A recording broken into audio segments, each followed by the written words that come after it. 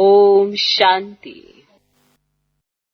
मनुष्य बड़ा इम्तिहान पास करते तो पहले वाली पढ़ाई कोई याद थोड़े ही रहती है। पढ़ते पढ़ते आखिरीन तंत मन सार बुद्धि में आ जाता है। ये भी ऐसे है, तुम पढ़ते आए हो, अंत में फिर बाप कहते मन मना भाव, तो देह का अभिमान टूट जाएगा।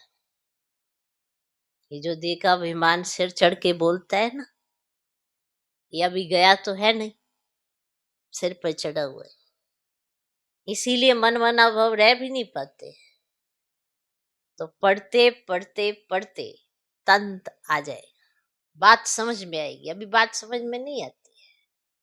क्यों नहीं आती है? देह अभिमान सिर चढ़ा हुआ है तो नहीं समझ में आती है। फिर पढ़ते पढ़ते पढ़ते जब मन मना भाव रहते हैं तो ये देह का अभिमान टूटता है।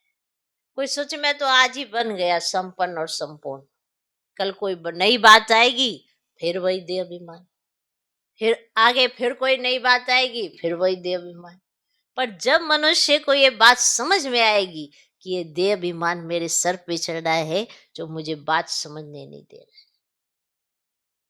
तो तंत जब बुद्धि में आएगा तब देह अभिमान टूट जाएगा। अभी मनुष्य अपने आप को सही सिद्ध करने के लिए भी देह अभिमान में आता है। अगर आप अपने आप को सही सिद्ध कर रहे हैं, ऐसे कर रहे हैं, ऐसा नहीं ऐसा, ऐसा नहीं ऐसा, तो भी आप किस में है? देह अभिमान में। छोटी छोटी बातों में हमें सार समझ नहीं आता है कि अभी हम संपन्न और संपूर्ण नहीं बने हैं। तो अगर बाप कहते बच्चे तुम्हें देह अभिमान आया है, तो क्या आया होगा? बाप तो देख सकता है, मैं नहीं देख सकता। तो ये ऐसा जो मानता है वो बनता नहीं है, क्योंकि ये बहुत सूक्ष्म स्टडी है।